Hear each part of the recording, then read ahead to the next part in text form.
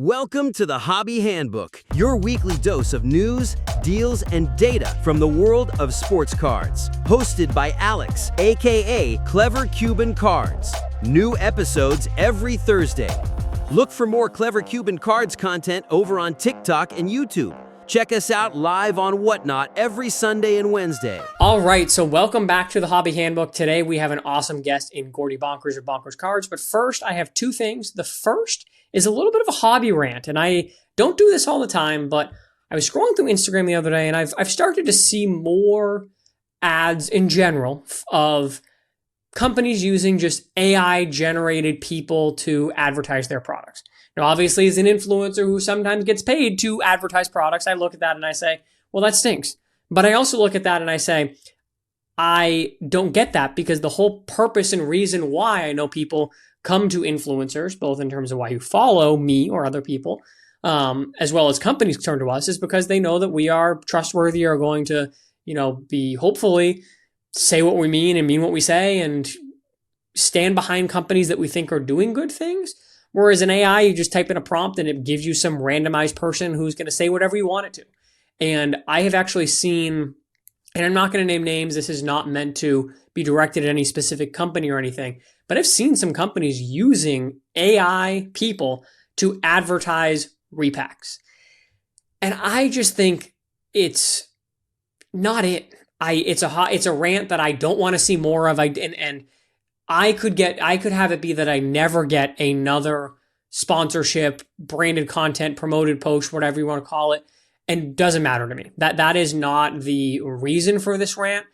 I just think it's really, really silly to have people that are not even people trying to come across to somebody who might be new, who might not necessarily know stuff about the hobby, just being basically sold an advertisement without any sort of integrity behind it. And I just don't like it. I think that it should go away. I don't think we should see any more of it. And if you're a company that is thinking about using AI-generated humans to advertise your product, I would say don't do it. So that's my little hobby rant to start us off. And then we also have our section called Learn from My Mistakes. And as I said today, I have Gordy Bonkers from Bonkers Cards.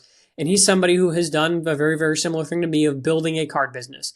And the mistake that I think that I have made that I want to talk about today is being so afraid to not be perfect that you don't start. I talk to a lot of people who are looking to start a card business, looking to start making content, whatever it is. And so many people wait until they think that they're ready, air quotes there, to get started. That the fear of failure means that they never start. The only way that you are going to get better and improve your craft and figure out what works, what doesn't work, is by starting. When I started making content just on TikTok, I didn't come into it thinking that I didn't have any goals, truly. I was a grad student who just thought that it was fun to open up packs of cards and show it off online. I was not trying to grow a personal brand into a full-time career. Obviously, we're here now and I'm super happy with it. But I think that I was naive enough to not care whether or not my content was good. And I think that was a benefit to me. But I think that a lot of people that are intentionally trying to grow a personal brand, to create content, etc., get so afraid of not being perfect, of not having it be the right thing, that they don't make anything. And if you are somebody who is thinking about getting started in the hobby, whether it be building a personal brand, selling singles on Whatnot, trying a new type of thing, whether it's buying football singles or baseball singles, whatever, don't let the fear of failure stop you from starting. One of my interesting things with selling on Whatnot, which if you're not already on Whatnot, click the link down in the description, get $15 off to come check out one of my streams, and you can spend it with me or with anybody else. But when I started on Whatnot, that was actually over a year after I had applied to start. I got the approval and I didn't start because I was afraid that I wasn't going to do well enough. I was afraid that I wasn't going to bring in an audience. I was afraid that I was going to buy the wrong stuff and I was going to lose money. And so I didn't start. And who knows what difference that would have made.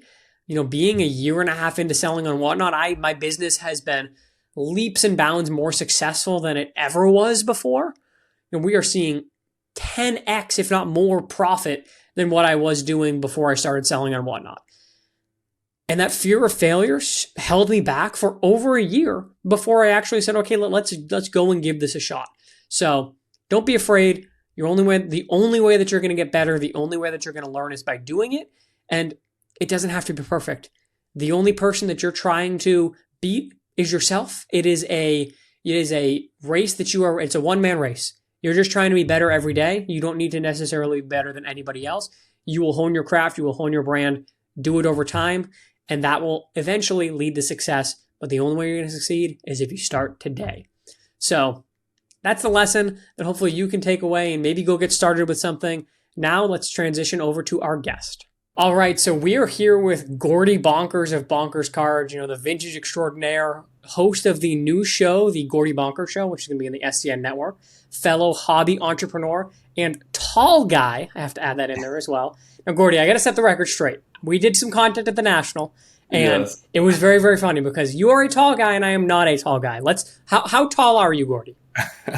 Probably 6'4" is what it will show on my license. Okay, so 6'4", and for those watching, I'm 5'6". Well, I was probably a little taller at the show because I had shoes on. Yeah. Yeah, So, we looked funny standing next to each other, but those comments half the comment section was about our heights. hey, you know what though? I'm all for it because engagement, no matter how you get it, is a good thing. When I get haters and things like that in my videos, I'm always like, oh my God, thank you so much for engaging with my video. It really helps me reach a wider audience. It helps me grow. So I really appreciate that you watch the video and you have opinions on it if they're trying to spew hate or whatever. So I just thought it was really, really funny. I obviously know that you are a tall person just standing there and you know that I'm short like Gio is as well. So we got a couple of short guys. Let's get some tall guys. Jesse needed somebody to balance things out. I'll say that. Yeah, when you consume so much media from people who are usually sitting down in studios or chairs, you never really can tell. Yep. Oh, absolutely. So you can't. I had people say, "Oh, I thought you were way taller." I'm like, "No, I am a small person," but that's fine. I got big things. So big things in the hobby. You have done some big things in the hobby, and I want to start off talking with you today, Gordy, about you and your card business. Now, one of the things that we have in common is you quit a job in corporate America to sell baseball cards, basically. How did that start? Did you always have the goal of being an entrepreneur, or is that something that kind of fell into your lap? I feel like I was always meant to be an entrepreneur, but didn't know that I was an entrepreneur for the first years out of school. And I kind of had to learn the hard way. And as somebody who's just naturally really hard on themselves, there was, years there where I really struggled with it because I took a very traditional corporate route out of college, went to Penn State, graduated in 2018, had a couple of really good jobs in large consumer product goods companies and traditional sales roles, and was really not getting fulfilled from the work that I was doing. I also learned about myself that I do have a little bit of I want to blaze my own path. I like doing things my own way. I'm very creative. And I found myself sometimes in situations being like, I really don't want to do what this guy is telling me to do. Like, I can do it better than what he's saying to do, but I'm stuck in this really traditional corporate model. So, it took me a little bit to learn that. And, I could share more about that process of actually taking the jump and becoming a full-time entrepreneur and building Bonkers Cards. But it wasn't something that I knew right away that I was meant to do. It was something I kind of had to learn about myself through trial and error. Okay, cool. Now that's something that I didn't know that we had in common. Before quitting my job to work and to work for myself in the hobby, I was working for a consumer packaged goods company as well. I was doing learning and development, not sales. But my wife works in CPG. I had a job with Mars. What companies? With Mars. So I was at Mars. That's where I started. Mars. That's so funny. I started my corporate internship senior year was a category analyst at Mars's headquarters. And then my full-time role out of school was a territory sales manager. And I loved it. Like, unbelievable company. I was there for 2 years and I just really wanted to move up. And I had a headhunter pull me out of Mars and bring me to Ferrero, which was a competitive chocolate company located. My wife did an internship with Ferrero, so she's familiar with them as well. Yeah, I was there for a year and then I made one more quick stop at Unilever before I went into the financial services industry for a couple of years. But pretty funny. That's super funny. Now, that's your background professionally. What is your background hobby-wise? When was it that were you always super into vintage? Was it something that kind of came back up when you were post-grad? Where did you get started back in the hobby that snowballed to where we are now? Yeah, when I was a little kid, I can remember being like 9, 10, 11 years old and caring more about the history of the Yankees than Mm. even like some of the current Yankees. I loved learning and reading about Babe Ruth and knowing all the different records that Yankees held and their batting averages and their stats. Um, and, I collected baseball cards as a kid. I still have all my childhood cards, but like everybody else's story, I put it away after I was probably like 13 till Yeah. I was, 24, 25. And I really only got back into the hobby because I was working in the financial services industry as a headhunter for private equity, hedge funds, and banks. And while I was recruiting these people, I was writing a blog and doing TikTok content on the stock market, the job Mm. market, and the economy. And I was using the short form content as a way to attract audience of potential people that I can recruit and just kind of give myself validity in the market. And I was writing a piece about alternative assets and investing into them. And I wanted to write about baseball cards because of the boom that they had experienced. And at this point, it was the last 2 years. It was 2021, late 21, 22. And I put up a post talking about what happened during COVID and how people are investing into sports cards. Like I met a lot of really sophisticated people that were investing more money into sports cards than stocks at times, which I thought was crazy. I mean, I still do. Like, I always think from an investment standpoint, there's nothing better in the world than investing into US stocks. But for a diversifier in a portfolio, people really believe in this stuff, similarly to like the high end art market and things like that. So I wrote this blog about it, and I actually reached out to a childhood friend that I hadn't spoken to in like 10, 15 years, a kid that I collected baseball cards with. Reached out to him. I was like, hey, I know you're still into this. Like, can you bring me to a card show? I want to write this piece about it. And I go to this show, and I was mind blown at it. I thought it was crazy. And I remember him, we went to one table. I still have it with me. It was a 54 Willie Mays. It was a raw card, and the guy wanted $300 for it, which was a ton of money to me to spend on a piece of cardboard. Especially somebody back new into the hobby. That's big time. Yeah.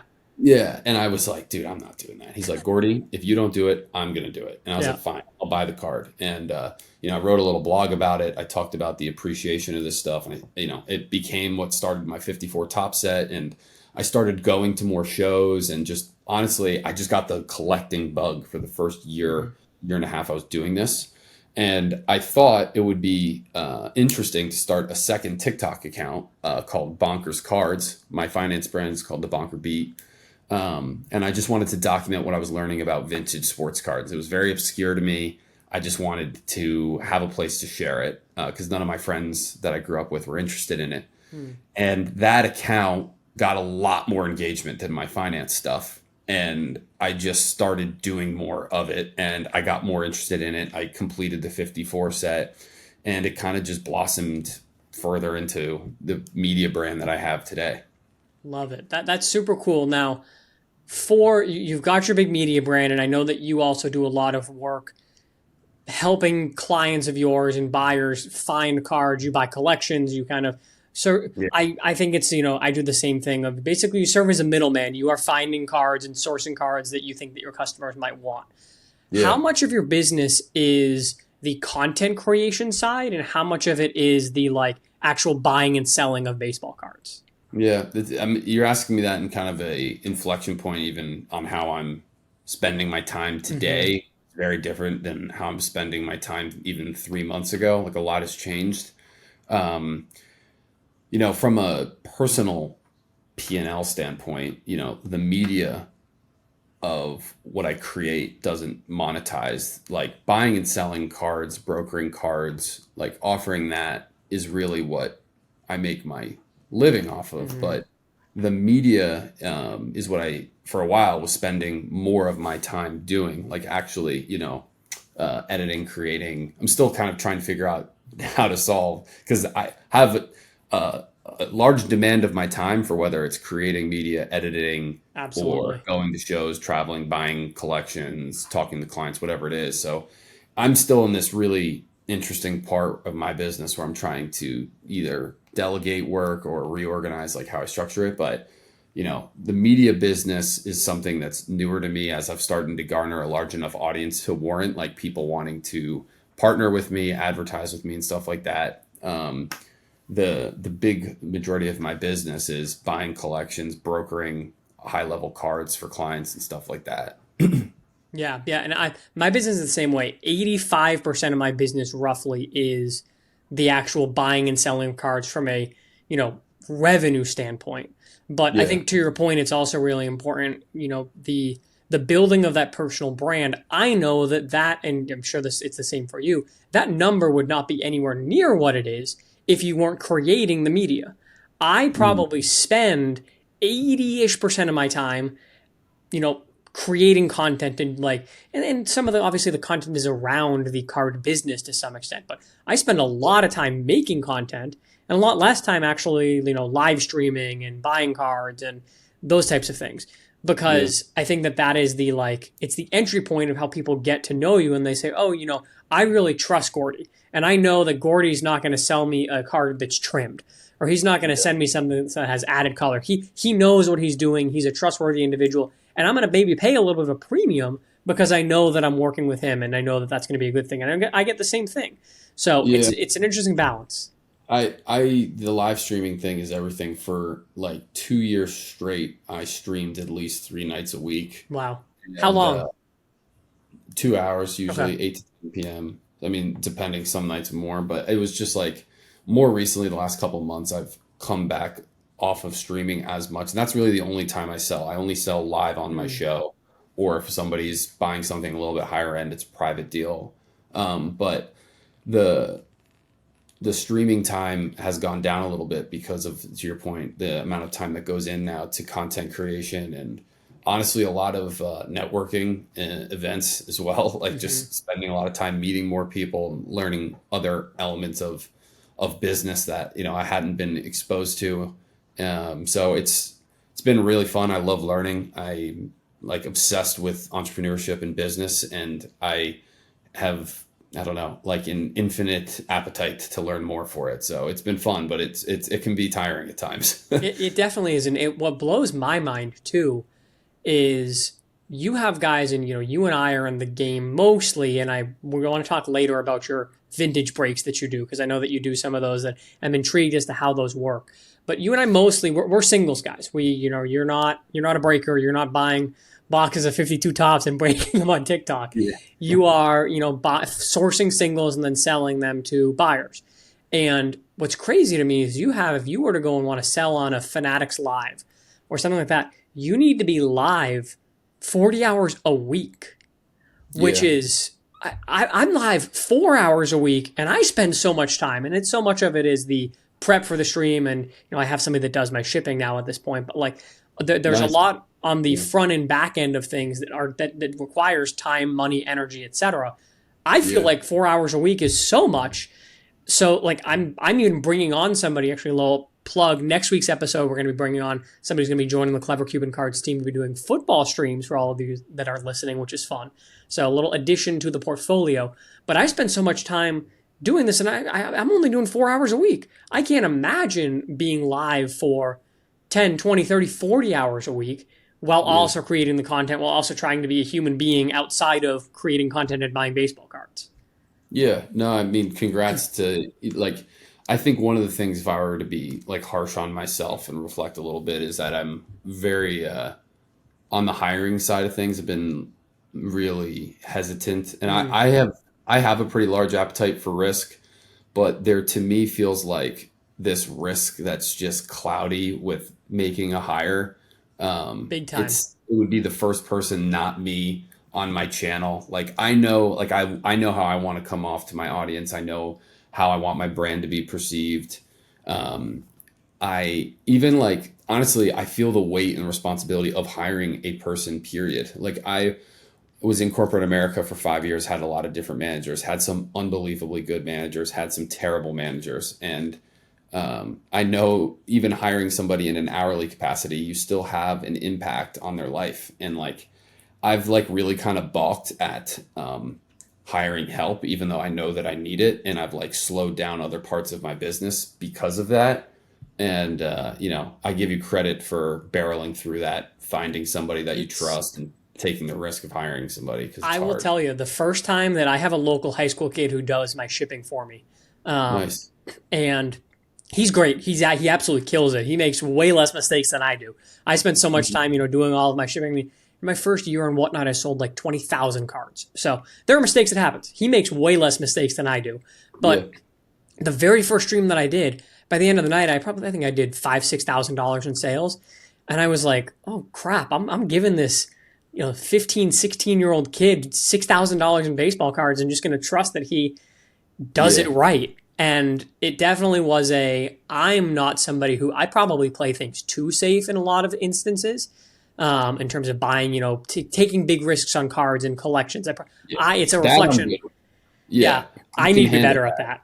Yeah. But the structure of the business side, though, that's good for you to be able to do that. But I need to do more of it. And I think I'm hearing the same thing from you of, last week on the podcast, we had John from Pretty Cool Cards. He owns a card shop here in the Nashville area. And he talks about the hardest thing right now for him is time.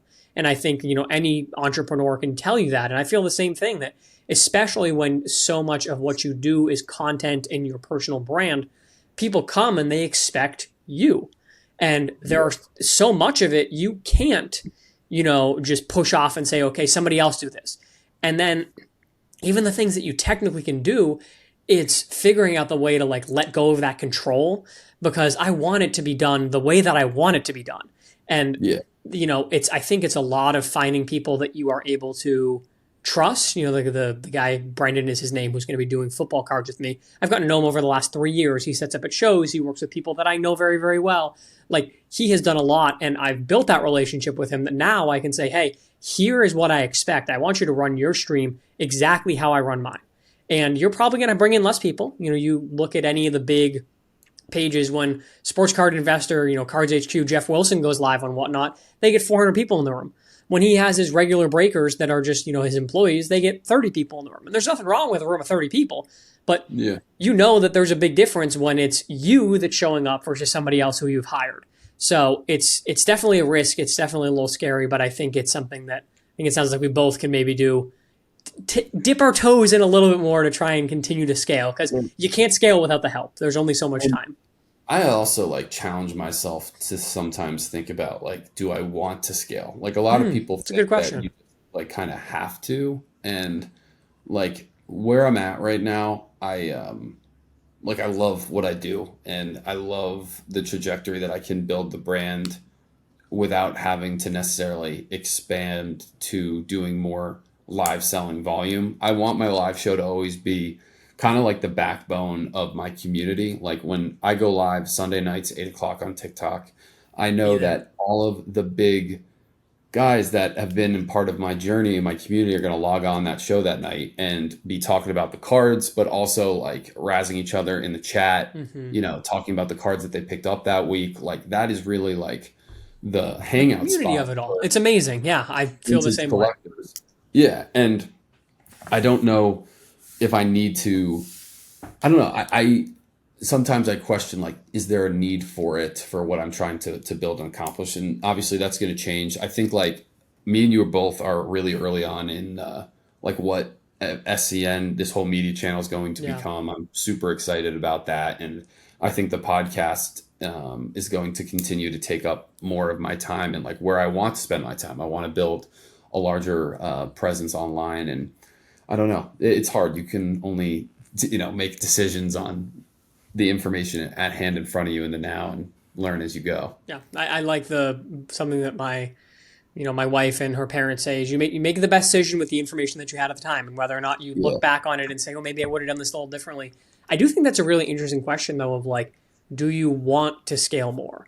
Because obviously, when I started selling on Whatnot, one of the things that I jokingly call him my handler, basically my contact that is when I have issues or problems or need help with something, he's the person who helps me, but also he pushes you to do more.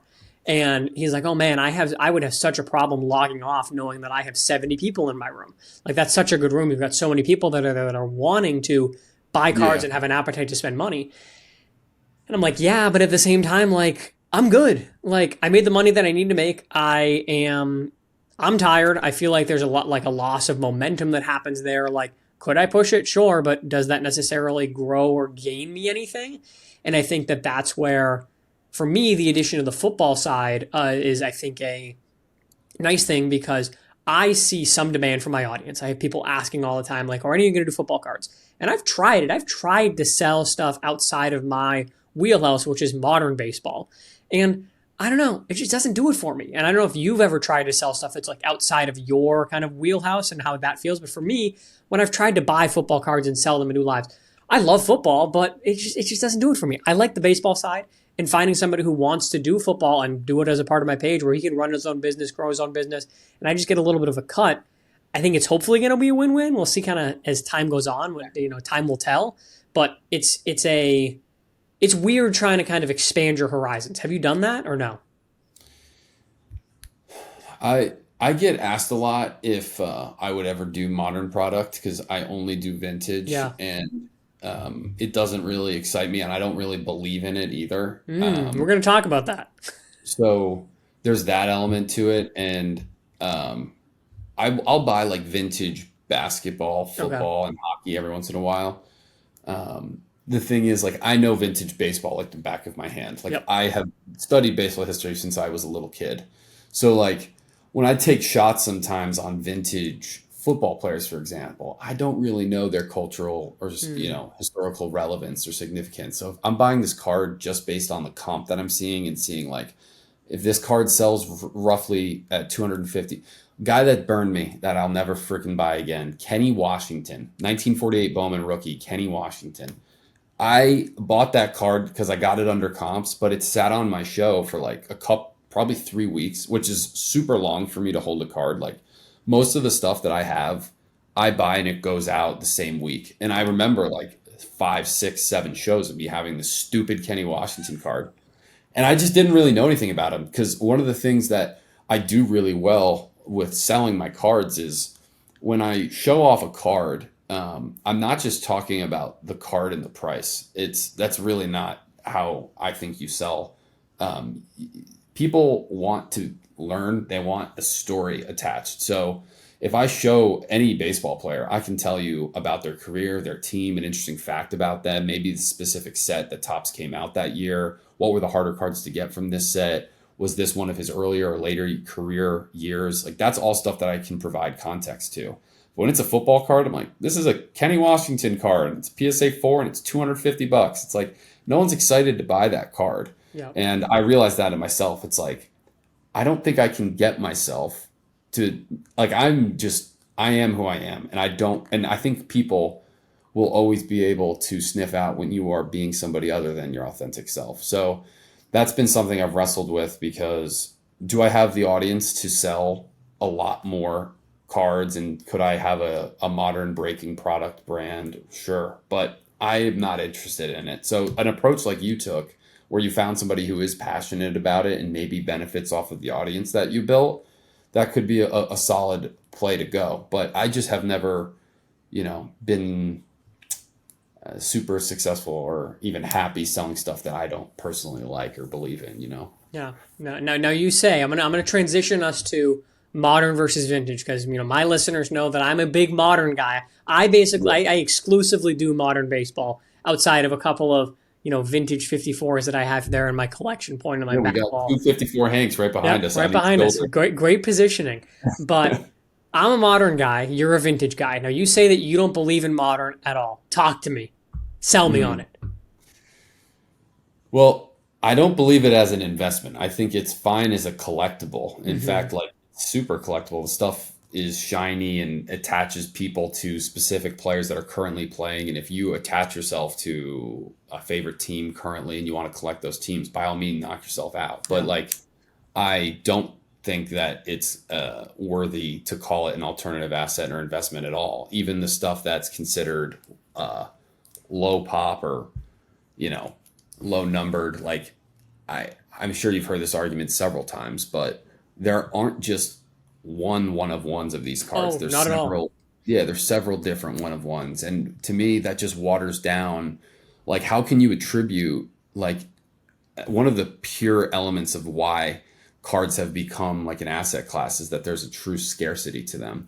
And when there's a limited number of supply and demand increases, that will naturally increase price. But when you have somebody, and I also want to preface, I'm a huge Michael Rubin fan. I love everything about what he's done for the hobby. And I know he'll continue to drive Fanatics higher. But Fanatics is all about putting more product out there and increasing their population on a lot of these cards. And I don't really think that Kobe MJ dual patch auto is worth 13 mil. It's sold for that. Great.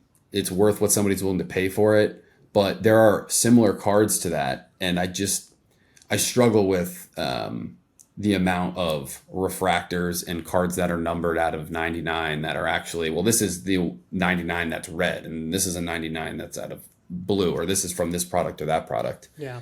I just think it's really difficult to follow the investment thesis on that stuff. And I also think when you have manufactured scarcity for a lot of it, it just doesn't warrant the investment grade that vintage cards do.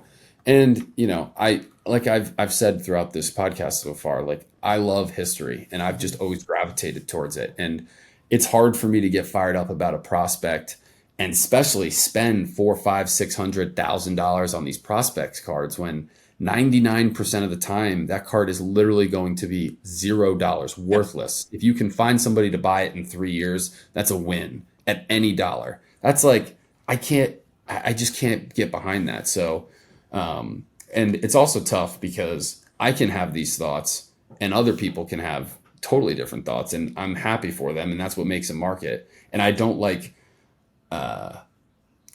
say this stuff as I'm right and you're wrong thing. It's just like how I feel about it. But I understand that there's going to be people that love the modern product and low numbered stuff.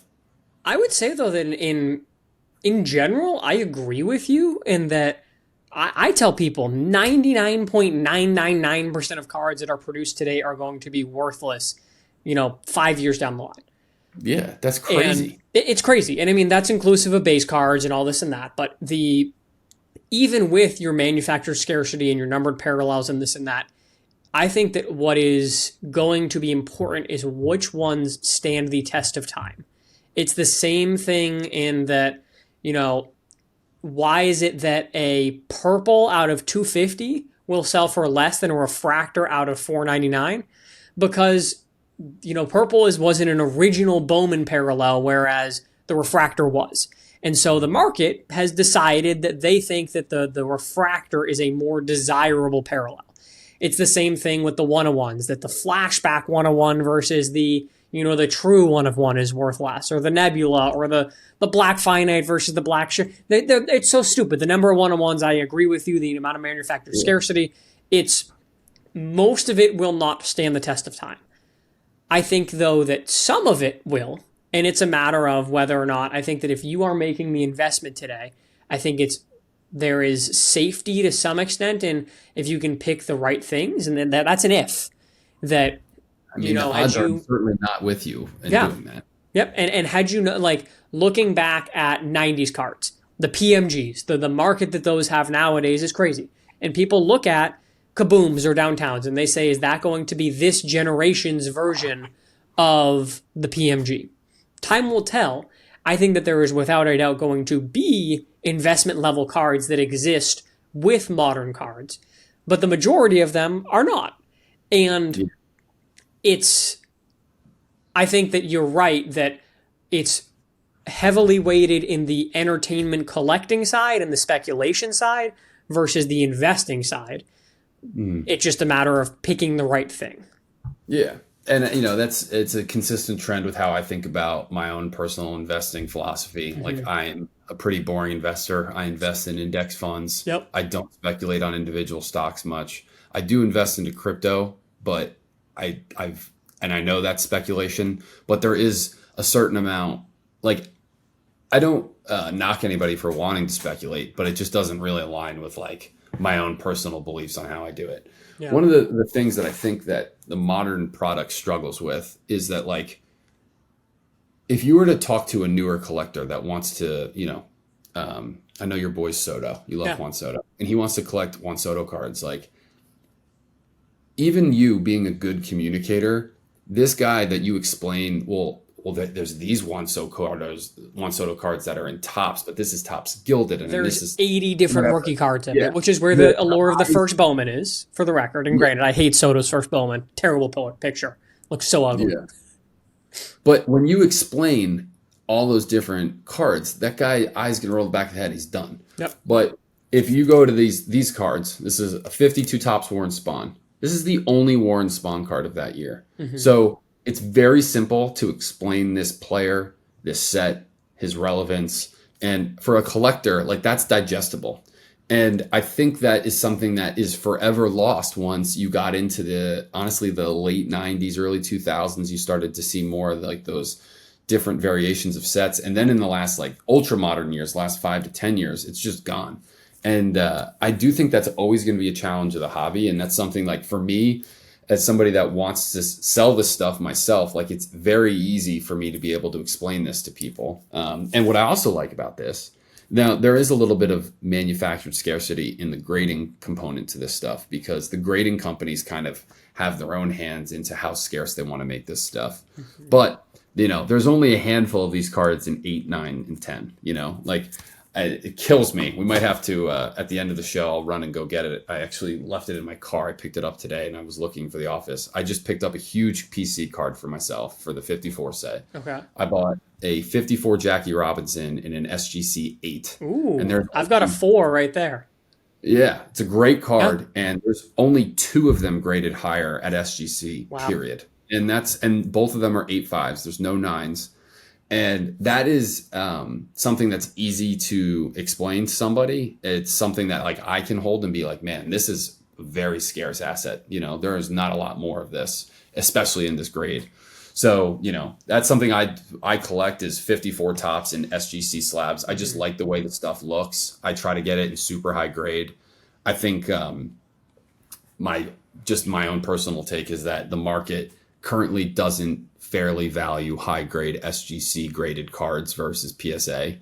I am almost like hesitant to say that on a podcast, because I don't want everybody to buy out the SGCs. Yeah. Because I think, like, honestly, I've been helping guys invest into higher grade stuff, and I think that they're going to crush it once the market realizes, like, hey, these cards are really, really nice, and it's just a different label that's owned by the same company that owns PSA. Yep. I'm waiting to deliver this to a client. I talked about this on my podcast last week. This is a 51 Bowman Mantle and an 8. Yep. PSA, this is a $300,000 card, maybe Crazy. more. And I'll tell you right now, that's not what we paid for that card. So it's like, it's crazy. Just, I think the opportunity gap that exists in SGC and PSA slabs. But I know I kind of went off the rails on your subject. But I agree. One of the things I say, and I say this in modern too, if you are looking to collect, if you're looking to invest or like make money, it's a different question. But buy the card, not the grade. And that's one of the things that I actually really like about vintage, is how much, like, eye appeal matters, that you can have a SGC 2 that might sell for more than an SGC 3, because the 3 is super off-centered or has paper loss, or it's got a crease down the face, and it's just not good to look at. That I think that there is a premium on that. But I want to go back a little bit. You're talking about Warren Spahn.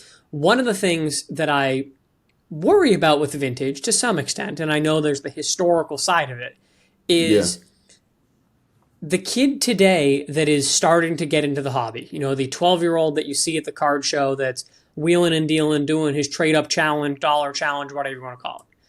Yeah.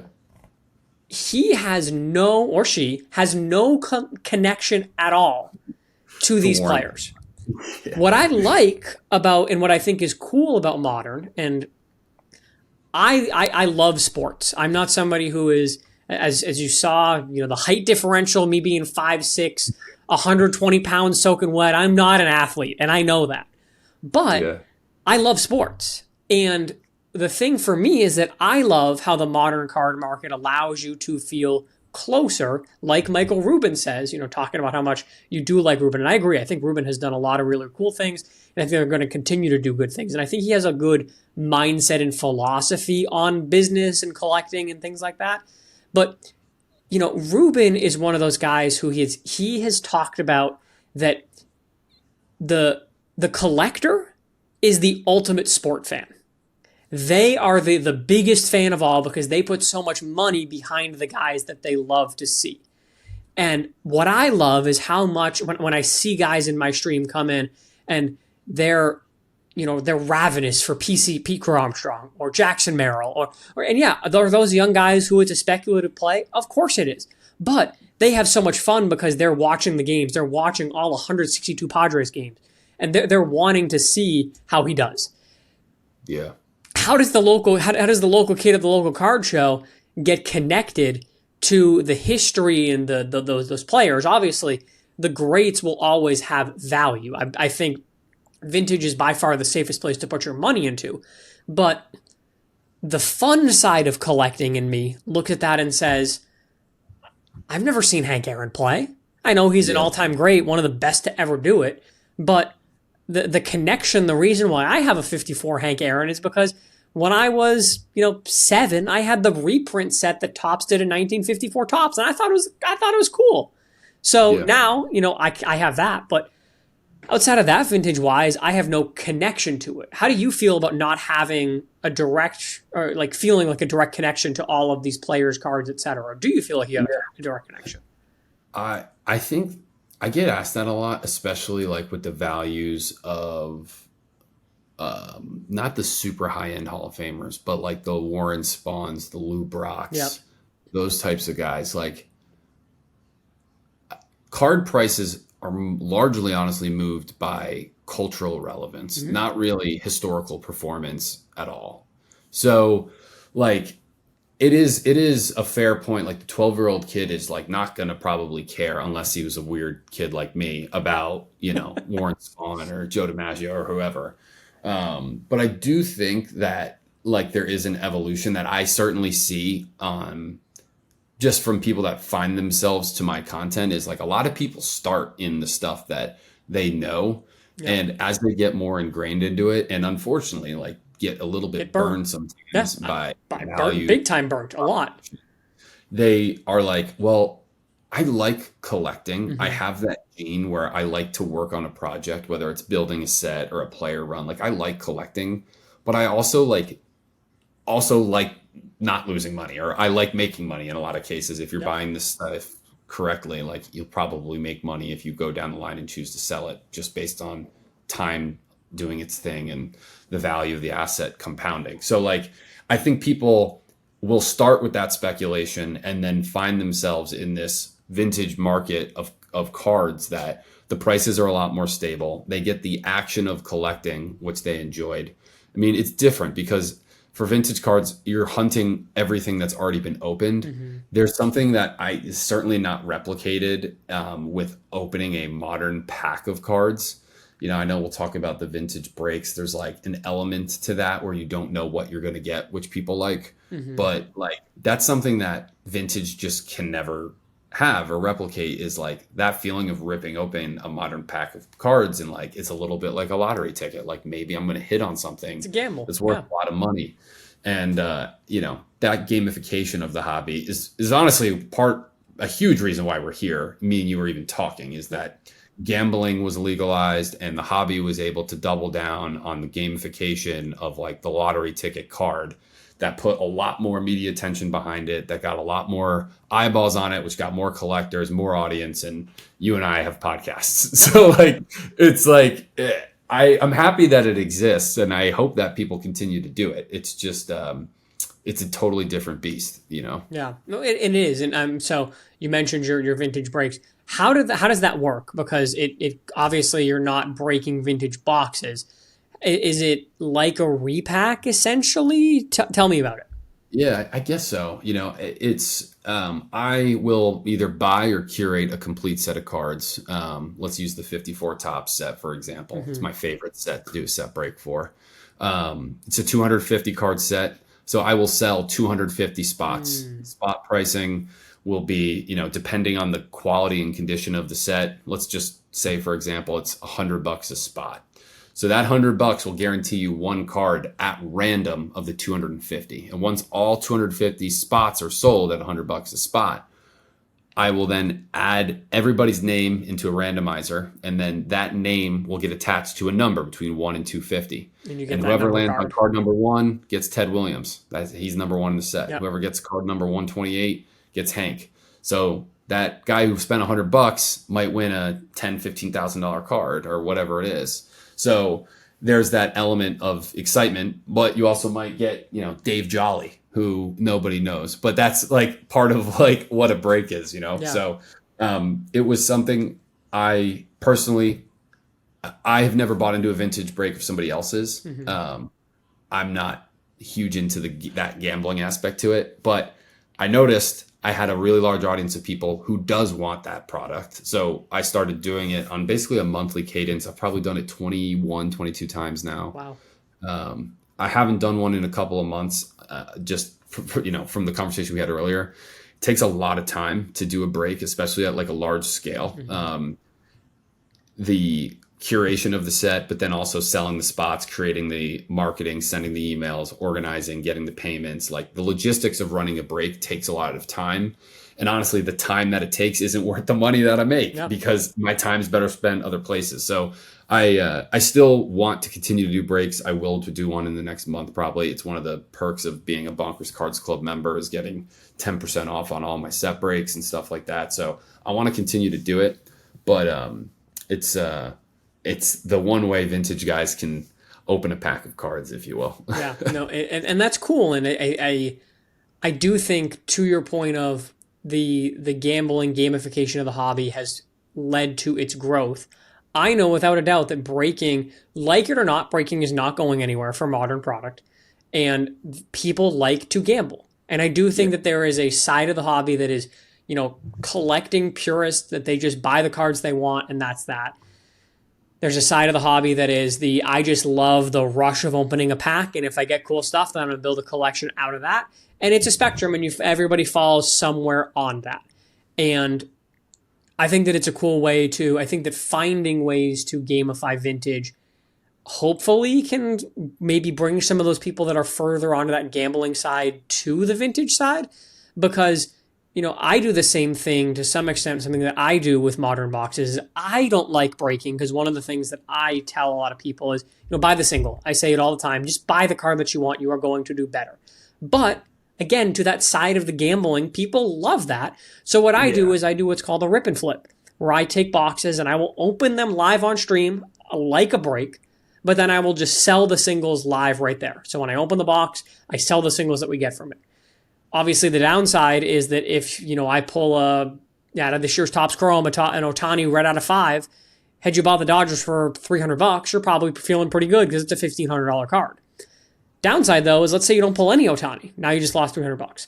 I like, from a business perspective, knowing that my customer is going to know what card they're getting and know exactly what they're paying for it. They get the fun of a break. They get the excitement of when just last week, I pulled a Bobby Witt auto in the middle of the stream, and I screamed so loud I woke up our baby. And my wife was like, "Oh, come on, I just got her to go down." Oh no! But chat loves that, like the excitement, the energy of it. I totally get and see, and I like and do think that it's cool that you found a way to hopefully try and bring some of those people who lean more towards the gambling side into the vintage side of the market. It is tough, man. I like the way you spun that, because it makes me feel a little bit better. I wish everybody could win. I hate people spending money, because a lot of guys will buy 10 spots in a break. They don't want just one card. They want 10 shots on it.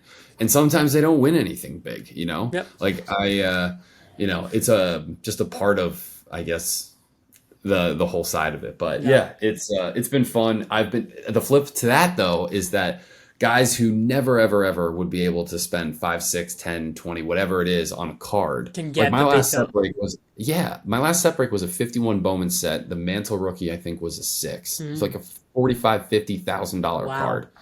And the guy won it for $200. And it's like, that guy never would have bought a $50,000 Mantle rookie. Yep. And a lot of guys don't care. They throw $200 in, see what happens. And you're going to get a card either way. So, as long as people go into it with that in mind, and obviously I'm pretty straightforward about it. It's just like people, sometimes expect to win, and then they don't, and they look at me like I'm supposed to help them out. I don't know what to say. What I've said many times is when you are doing opening a box, entering a break, doing a repack, anything like that, you're going to the casino. You're going to an arcade. You know that you are going to spend money. You are likely not going to get back the value that you put in, but you had fun while doing it. Like it's the entertainment cost. When I walk into a casino, which is not all that often, I don't like to gamble that much, but you walk in with $200 for the night and you say, okay, cool, that's how much I'm going to spend, and I'm going to get $200 worth of entertainment. Hopefully you don't blow that $200 on blackjack in 10 minutes, but I've been known to do. That's you go in knowing that you're likely to walk out with less money than you came with, or maybe nothing, but there's a chance that you walk out with $500 in your pocket. And that's fun. And I have become more open to, as time has gone on, the fun side of things. And I think that connects back to the modern versus vintage side. Is I think the modern side, a lot of people think, is more fun because there's that up and down. There's the speculation that, I put out a video talking about, speculating on quarterbacks for this upcoming season, buy, sell, or hold. I said, buy Daniel Jones. He could cook this season. And what is he doing right now? He's cooking. The Colts have been incredible.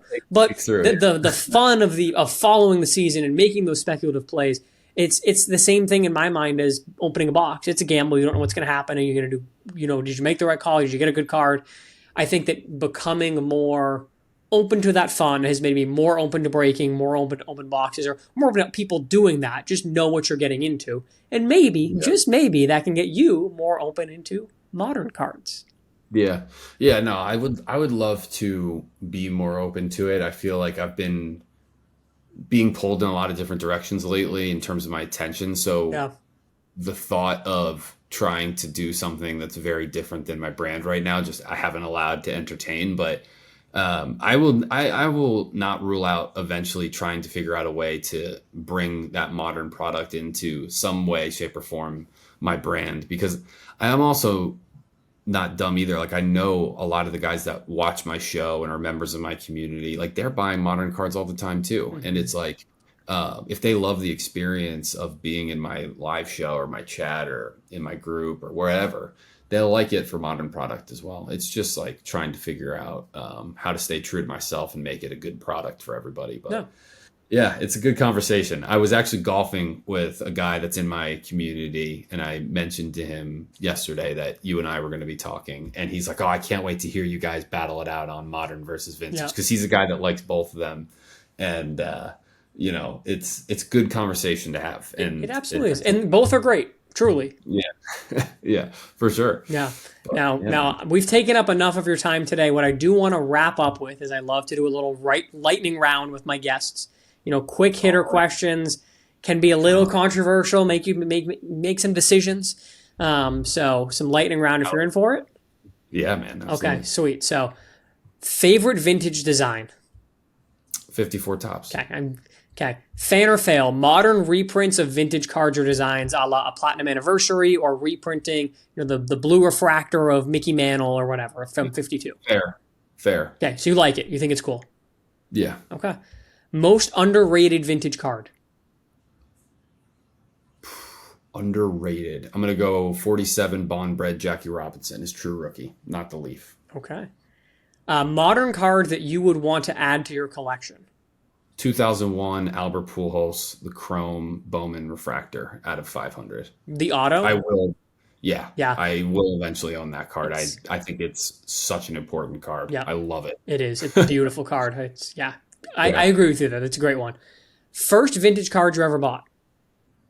54 Willie Mays. Okay, so that was the very first one you bought. Big first card. So, PSA or SGC for vintage? SGC. I will say I've beat the table on it, and now I just say it. There are things where I still think the underlying card is the asset, not necessarily like it's SGC or PSA. I don't love the language that PSA or collectors has put out around SGC. And I agree. And I don't know SGCP. I would love to get him on my podcast. Once his NDA expires. Yeah, it's been interesting how like quiet. I haven't heard anything from him, but like he was like an exemplary role model of like an executive and a Hmm. business person in the hobby. And as long as he was steering the ship, like I'm all aboard SGC. I liked him.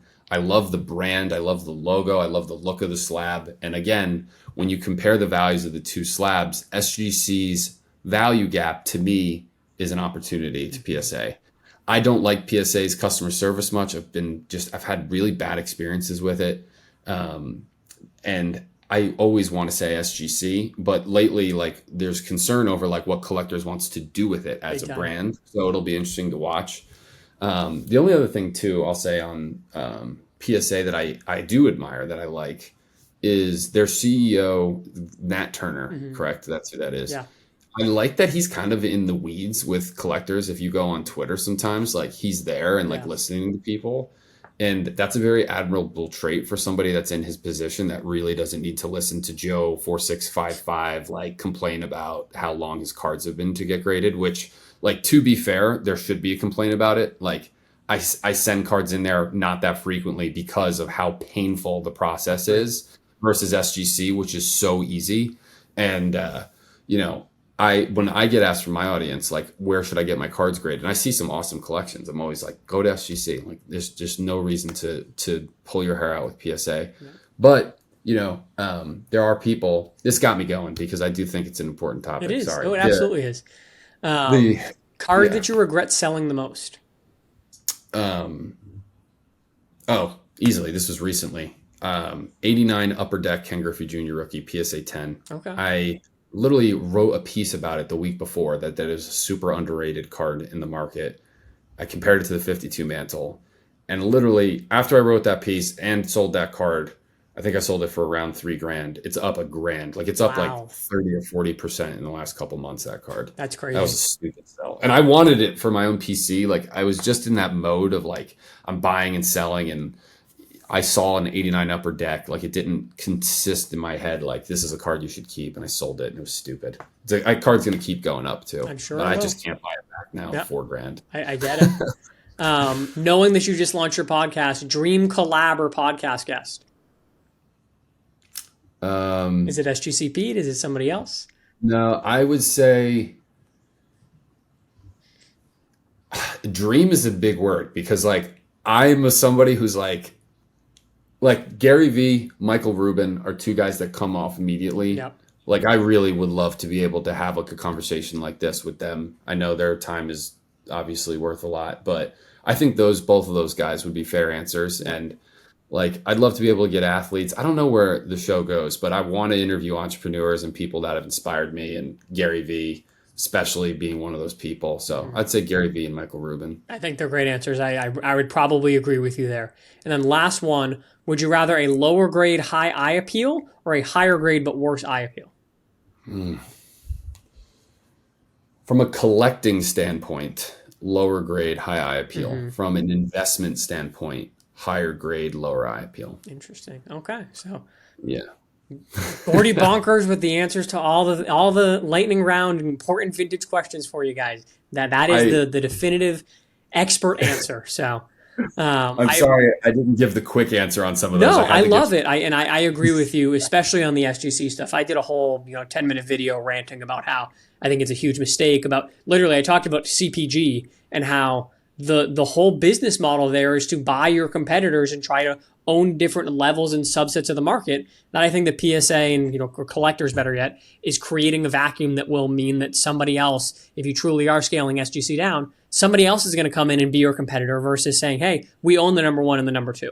So I think it's a mistake. We'll see what time does, though.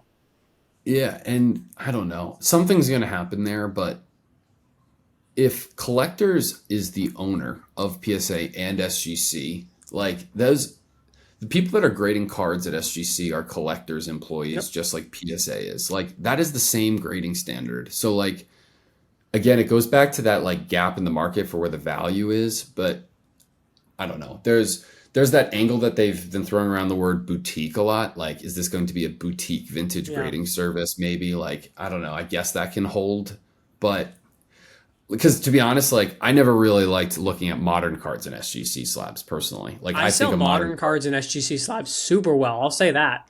I yeah, I think to me the dumbest thing, and I just don't get this, is if you own a business that is doing so well that you have more demand than you can meet. You are doing so much business that you can't keep up with the standards that you are setting for yourself. That says that you need to expand that business, not scale it back. I don't get it. It makes no sense to me, but I'm not Nat Turner and collectors making those decisions. They have a lot more money than I am and are a lot more successful than I am. So I'm sure that they think they know what they're doing. Whether or not they yeah. do, we'll see.